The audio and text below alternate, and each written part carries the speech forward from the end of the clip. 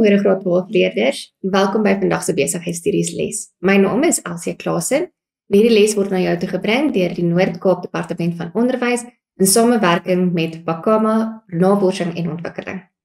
So vandag gaan ons kyk na vraestel 2, besigheidsrolle, en die subonderwerp is beoordeling van spanprestasie en konflikbestuur. As ons kyk na ons lesdoelwitte, is dit belangrik dat jy die kriteria vir suksesvolle spanprestasie kan identifiseer vanuit 'n scenario, sowel as elkeen bespreek. Jy gaan ook die stadiums van spanontwikkeling moet kan identifiseer en bespreek. Jy gaan ook moet uitbrei oor die belangrikheid van spandinamika teorieë. Jy gaan ook die oorsake van konflik moet kan bespreek en identifiseer vanuit 'n scenario, sowel as hoe om konflik te hanteer binne in die besigheid. Jy sal ook moet kan onderskei tussen griewe en konflik en die korrekte prosedure om griewe te hanteer binne in die werksplek. Ons gaan ook kyk hoe om die moeilike persoonlikhede binne in 'n besigheid te identifiseer en hoe om elkeen te hanteer. En dan ook hoe om hierdie moeilike werkers binne in die werkplek te hanteer. As ons kyk na ons voorkennis, ons vorige onderwerp was belegging, versekering, en daar het ons gekyk na verpligte versekering en nie verpligte versekering. Ons het gekyk na die oorversekering en onderversekering beginsels, waar ons dan met oorversekering die herinbesitstelling gehad het, waar jy dan in 'n posisie gesit sal word wat dieselfde is as voor die skade. Onder versekering het ons die gemiddelde klousule waar slegs 'n gedeelte van jou skade uitbetaal word. En dan het ons ook bybetaling waar jy 'n sekere hoeveelheid geld moet inbetaal voordat jou eis geproseseer word. Ons het ook gekyk na versekering en assuransie en ons het gesê versekering is korttermynversekering vir iets wat moontlik in die toekoms gaan gebeur. Maar assuransie is langtermynversekering vir iets wat ons weet definitief gaan gebeur. So dit sal insluit jou afsterwe of dan jou aftrede na jy gewerk het. Ons het ook gekyk na die beginsels van versekering. Ons het skadeloosheidsstelling of indemnifikasie gehad. Ons het sekuriteitstelling of sekuriteit gehad. Ons het uiterste goederetrou en dan ook versekerbare belang behandel. Laastens, as ons gekom het by die verpligte versekering, het ons die werkloosheidsversekeringsfonds gehad, waar ons verskillende komponente gehad het. Die eerste ene was siekte en ongeskiktheidsvoordele. Ons het ook aannemingsvoordele en kraamvoordele gehad, sowel as voordele vir afhanklikes. Dan natuurlik het ons werkloosheidsvoordele en dan het ons 'n tydelike werkgewer en werknemers verligtingskema gehad, die TERS. As ons dan kyk na vandag se grondlyn assessering, kom ons kyk na vraag 1. Ja, vraag 1. Fokus op spanlede wat bereid is om met mekaar saam te werk. Jou opsies: wederwysige vertroue, B, samewerking, C, korporatiewe kultuur, D, interpersoonlike gesinshede. Jy kan nou gou beantwoord.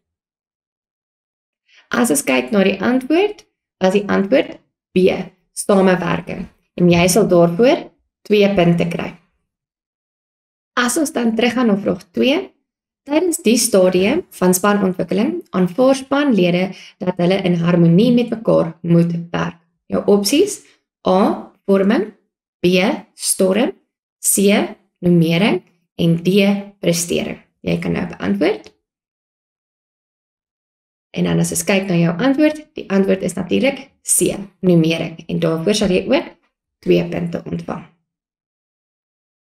As ons oorgaan na die terminologie vir spandinamika en spanontwikkeling, is ons eerstens aanspreeklikheid. Jy sal aanspreeklik gehou word vir die besluite wat jy neem binne in jou span.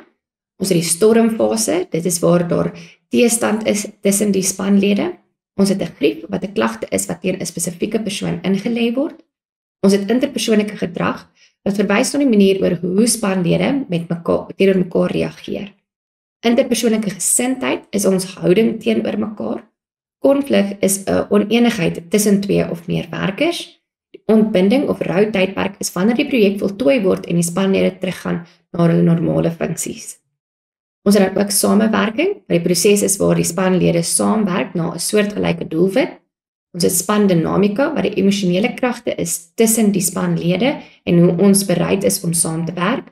Spanwerk is die gewilligheid van die groep mense om saam te werk in die nastrewing van 'n gesamentlike doelwit. Nummering is die stadium van ontwikkeling waar tydens spanlede harmonie bereik en saamwerk. Die taak is die werk wat voltooi moet word. Toewyding is ons toewyding tot ons span en tot ons span se doelwitte. Vorm is wanneer ons groep by mekaar kom en mekaar ontmoet. Wederzijds is 'n soortgelyke aksie teenoor mekaar. Dan beweeg ons oor na die inhoud van vandag, die kriteria vir suksesvolle spanprestasie. Eerstens het ons die interpersoonlike gesindheid en gedrag.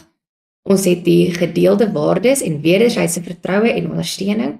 Ons het kommunikasie en laastens het ons samewerk. As ons kyk na elkeen individueel, is die eerste een interpersoonlike gesindhede en gedrag.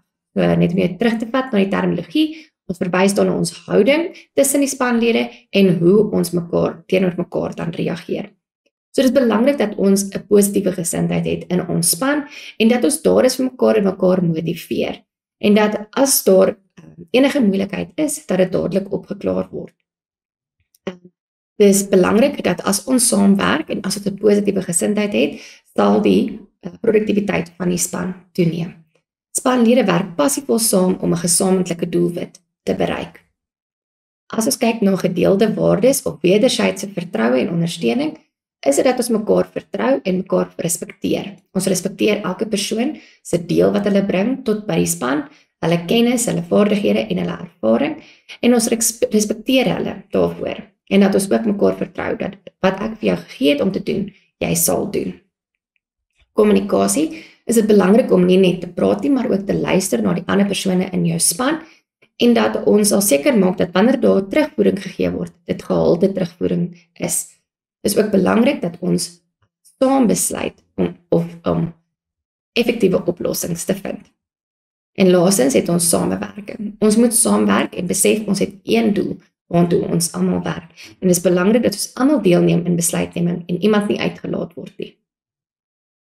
As ons kyk na die kenmerke van 'n suksesvolle span, sien ons dat hierdie spanne is nie noodwendig die spanne wat die beste talent het of wat die beste werkers het nie, maar eerder die spanne is wat saamwerk, wat besef wat is elkeen se sterkpunt en swakpunt en daarvolgens werk en mekaar motiveer en mekaar ondersteun.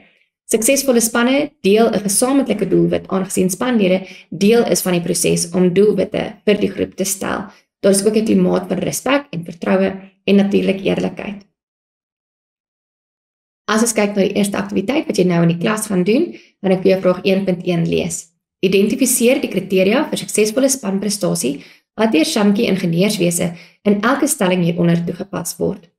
1.1.1 Spanlede hul sperdatums met 'n verbintenis om spandoelwitte te bereik. 1.1.2 Al die spanlede neem deel aan besluitneming. 1.1.3 Hulle het oop en eerlike gesprekke wat lei tot effektiewe probleemoplossing. En 1.1.4 Spanlede het 'n positiewe houding van ondersteuning en motivering teenoor ander lede van hulle span. Jy het nou 5 minute om dit te beantwoord in die klas.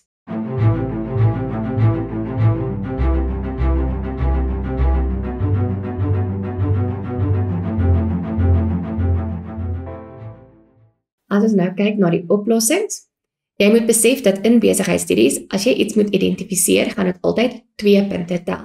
So 1.1.1 was die gedeelde waardes of wederzijdse vertroue en ondersteuning en daarvoor ontvang jy nou 2 punte.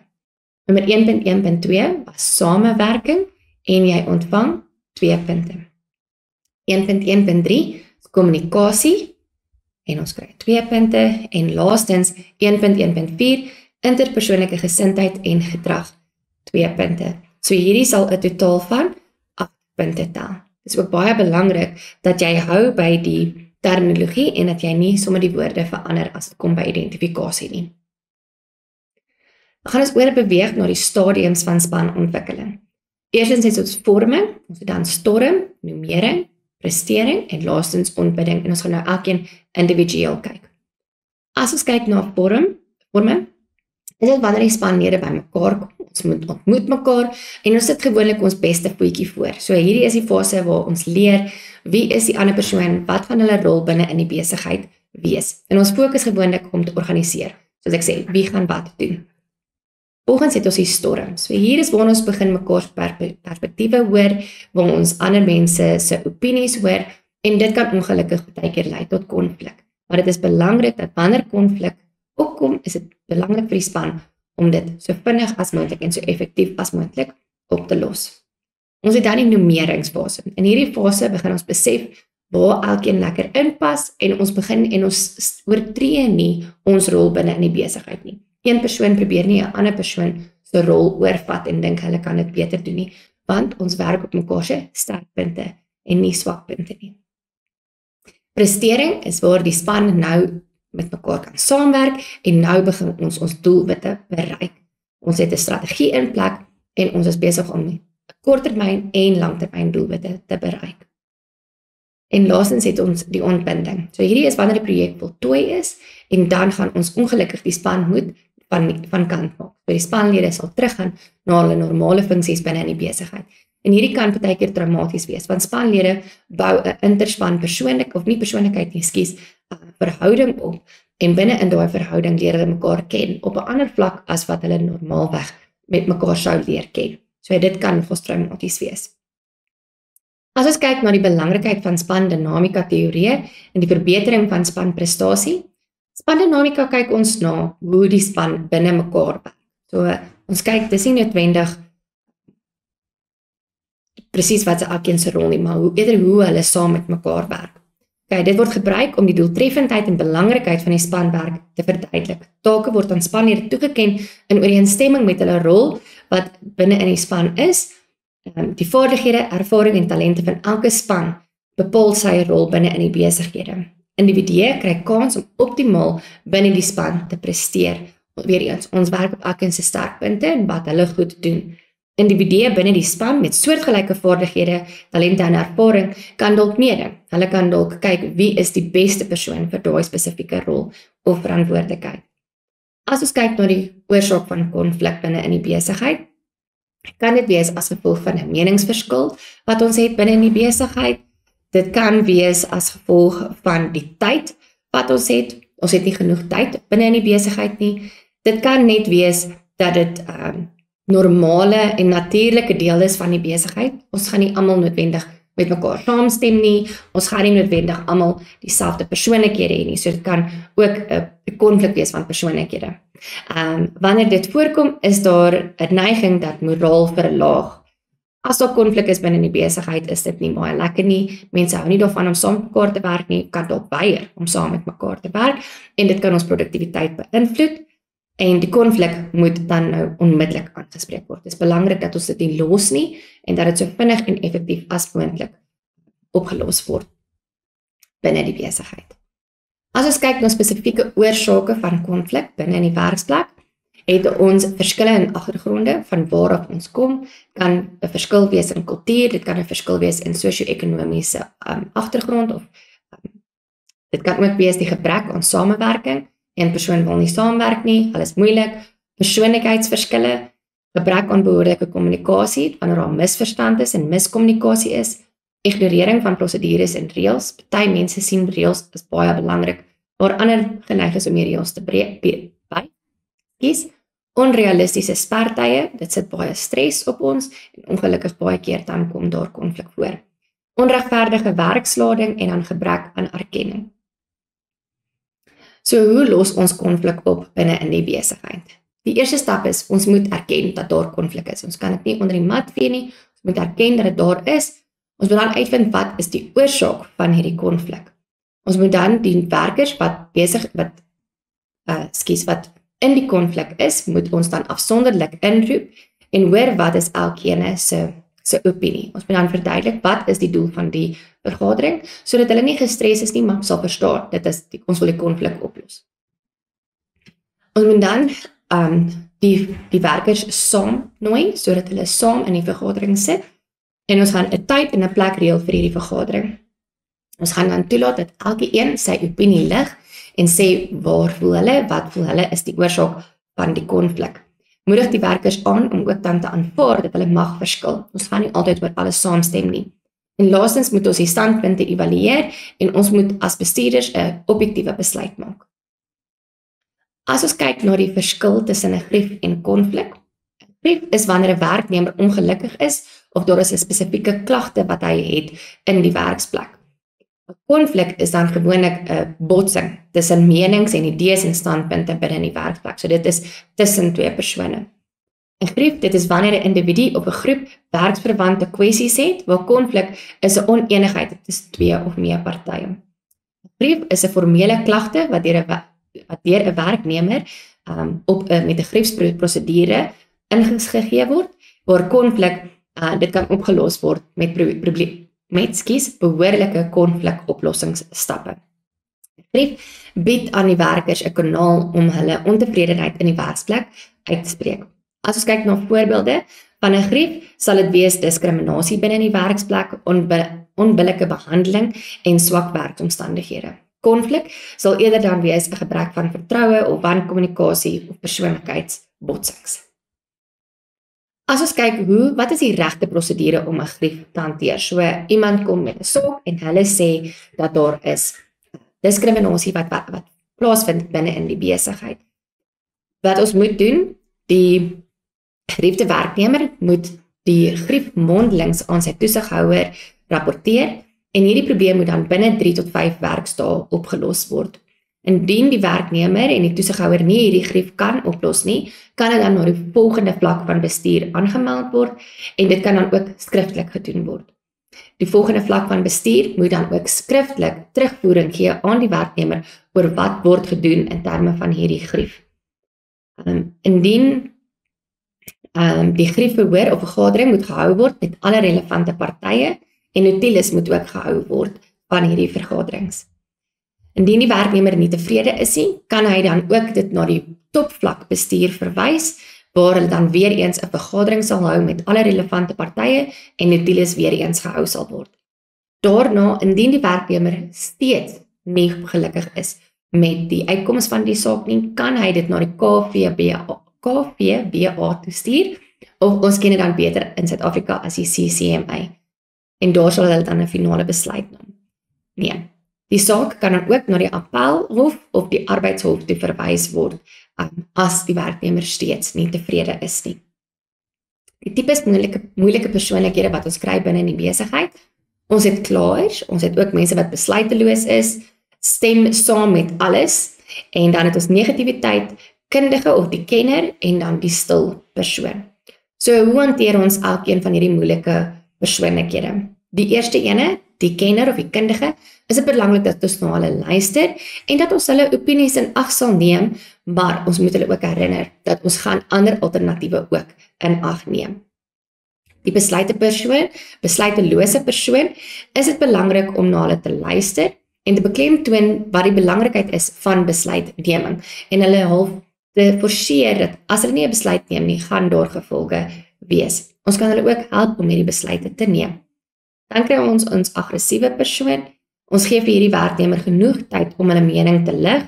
Ons luister na wat hulle sê, maar ons gaan nie noodwendig hulle aanmoedig of betrokke raak nie. Ons beskerm ook ander werkers deur die werknemer sodat hulle nie geïntimideer word deur hierdie werknemer nie. Dan die klaar, gaan ons luister na hulle klagtes, maar ons gaan ook nie hulle klagtes beamoen nie. En dan ons kan hulle so nou en dan onderbreek en hulle gedagtes in 'n meer positiewe rigting vat. Die stem saam oor alles, moet ons ferm wees en moenie toelaat dat hulle beloftes maak wat hulle nie kan nakom nie, en ons moet hulle monitor om seker te maak hulle doen wat hulle moet doen. Dan negatiewe persoon, ons moet na hulle luister, maar ons hoef nie saam met hulle te stem nie, en ons hoef nie hulle betrokke te raak by hulle negativiteit nie, maar eerder hulle in 'n meer positiewe lig te laat dink. En dan die stil persoon, ons moet vir die persoon geleentheid gee om te praat en ons moet bereid wees om stil te wees en te luister. Ons moet ook oop vrae gebruik sodat hulle die geleentheid het om te beantwoord in volledigheid en nie net ja en nee antwoorde nie. Dan as die manier hoe ons moeilike werkers kan hanteer binne in ons besigheid, is dit belangrik om die perspektief van iemand anders te kry, om hulp in te kry en regtig uit te vind hoe kan ons hierdie persoon help tot die beste van ons vermoë. So ons kan iemand anders se insette kry om ons te help. Identifiseer die tipe persoonlikheid. Ons het nou net gekyk na hierdie persoonlikhede. As ek ons gou kan terugvat, ons het nou gekyk na hierdie verskillende persoonlikhede. So ons moet identifiseer watter een is dit en daarna gaan ons die persoon in privaat ontmoet en ons gaan met hulle praat oor wat is die gedrag waaroor ons nie gelukkig is nie en wat is ons voorstel, wat is ons vereistes, wat wil ons graag uit hulle uitsien. Ons gaan dan vir hulle 'n sperdatum gee, teen wanneer hulle gedrag moet verander. Ons gaan riglyne gee vir hierdie verbetering. Ons moenie die persoon oordeel nie. Dit is belangrik dat hulle moet verstaan, ons is daar om hulle te help. Ons moet die kommunikasiekanale oophou en ons moet hulle aanmoedig om hulle griewe na ons toe te bring. Ons moet 'n verslag bou en ons moet gesonde verhoudings met hierdie persoon bou sodat hulle na ons toe kan kom as hulle moeilikheid ervaar. Ons moet dan ook realisties wees met ons sperdatums. Ons moet hierdie persoon genoeg tyd gee om hulle gedrag te verander. Dit is belangrik dat ek kalm bly, want as ek gaan gestres raak of my stem gaan verhoog, dan gaan hierdie werker nie veilig voel nie. Behandel almal met respek, ongeag van wie hulle is of wat die moeilikheid is.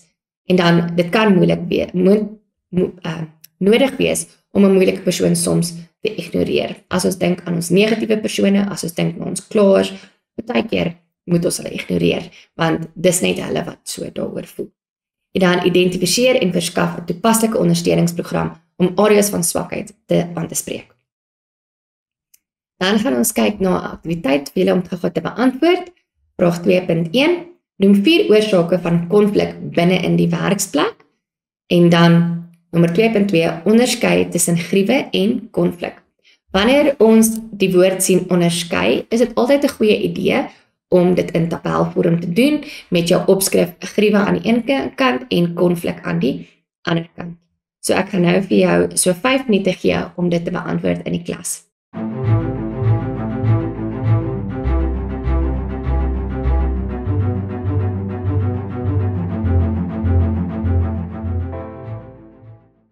As ons dan kyk na die res van hierdie aktiwiteit, het ons 'n scenario wat jy gaan moet lees. Vraag 2.3.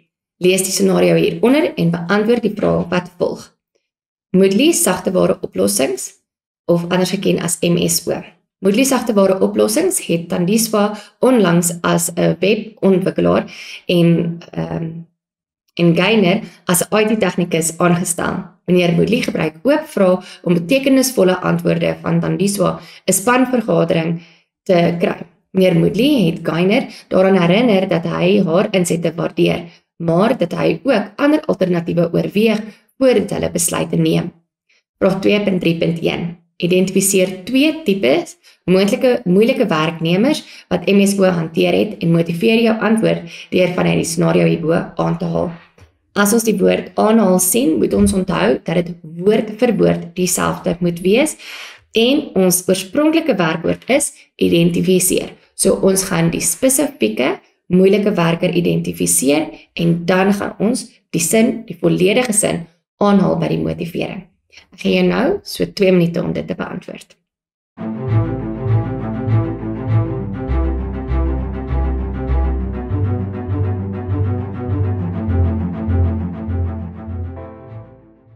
Kyk, ons gaan aan vraag 2.3.2. Stel maniere voor waarop MSO die volgende ander tipes moeilike persoonlikhede kan hanteer. Nou het ons die klaar vir 4 punte en stem saam met alles vir 4 punte. Ons gaan dan slegs 2 bullets vir elkeen moet skryf. 2 bullets vir elkeen moet skryf. En dan vraag 2.4, gee die besighede raad oor hoe hulle konflik in die werksplek moet hanteer. So hierdie ene tel 8 punte en dus gaan dit 4 bullets wees wat jy moet bespreek. Ek gee jou nou so 10 minute om dit te beantwoord. Kyk, ons gaan nou kyk na die oplossings. 2.1, die oorsake van konflik binne in die werksplek. Hierdie het die vraag gesê, gee 4. So ons merk slegs die eerste 4 en dit tel slegs 1 punt. As ons kyk na die werkwoord wat vir jou gegee is, was die werkwoord noem, en soos ek gesê het, ons het gesê 4. So, noem is 'n vlak 1 werkwoord, en daarvoor gaan ons net 1 punt kry.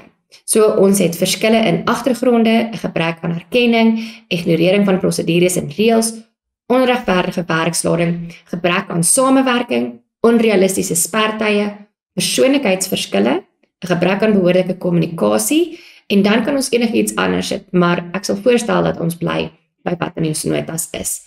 En dan tel dit 'n maksimum van 4 punte.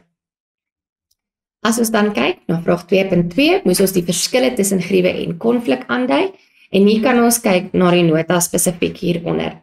So dit jou antwoorde hoef nie in tabelvorm te wees nie, maar dit is makliker en dit is definitief meer georganiseer. Die verskille hoef nie te verbind nie, met ander woorde, daai 2 hoef nie noodwendig dieselfde te wees nie, maar die verskil moet wel duidelik wees. So ons moet kan sien wat is 'n grief en wat is 'n konflik.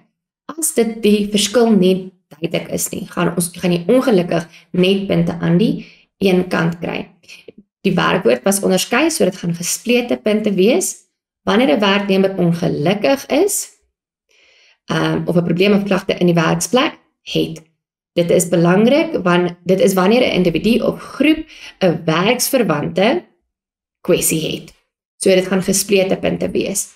En hierdie was 'n maksimum van 4. So ons sal 'n submax van 2 punte aan elke kant hê. Met ander woorde, ons hoef eintlik net een bullet te gee aan elke kant. As ons kyk na konflik, botsing van menings of idees en standpunte binne in die werksplek. En dit gee ons dan 'n maksimum van 4. As ons kyk na 2.3.1, was dit die tipe moeilike werkers wat ons geïdentifiseer het uit die scenario. As ons die woord sien identifiseer, is dit 2 punte. So ons het 'n stil persoonlikheid gehad vir 2 punte en ons het die kenner of kundige persoonlikheid vir 2 punte. So hierdie is 'n submax van 4 punte en ons merk eers die kolom aan die linkerkant en dan beweeg ons oor na die kolom aan die regterkant. Nou kyk ons, is die regte motivering gekoppel aan die moeilike persoonlikheid. Meneer Moodley gebruik ook vrae om betekenisvolle antwoorde van Tandiswa die span in spanvergaderings te kry en dit is 'n aanhaling, so dit is slegs 1 punt.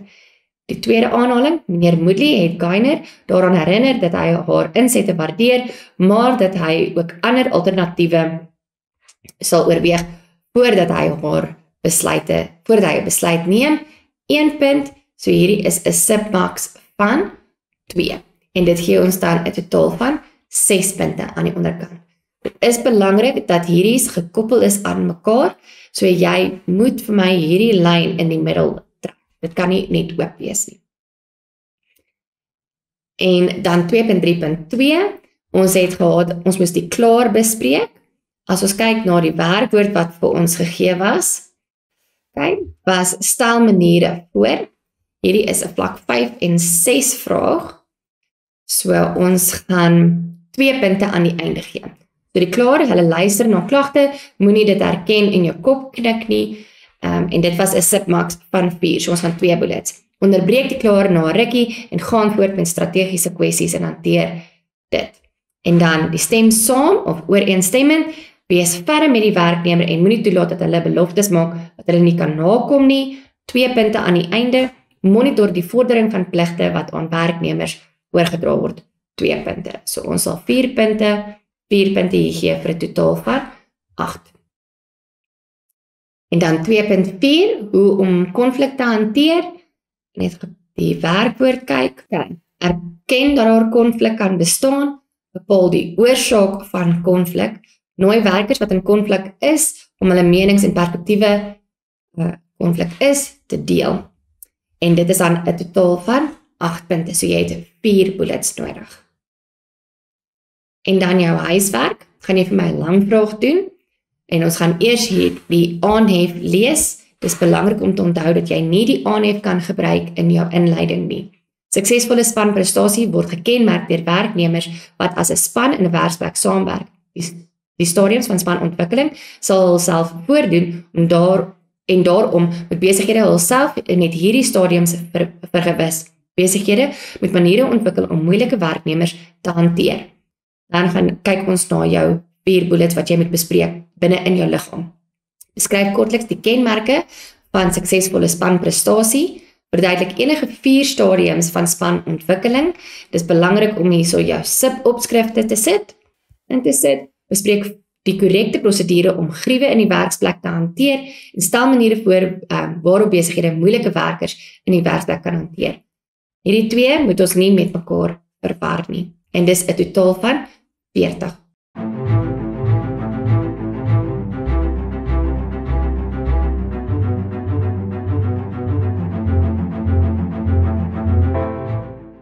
Okay, nou gaan ons nog kyk na die opsomming van hierdie onderwerp. Ons gaan kyk na die kriteria vir suksesvolle spanprestasie. Ons het die interpersoonlike gesinshede en gedrag gehad. Ons het die gedeelde waardes, wederwysige vertroue en ondersteuning gehad. Ons het kommunikasie en samewerking. Dan het ons die stadiums van spanontwikkeling. Ons het vorm, die storm, nomering, prestering en ontbinding gehad van die span.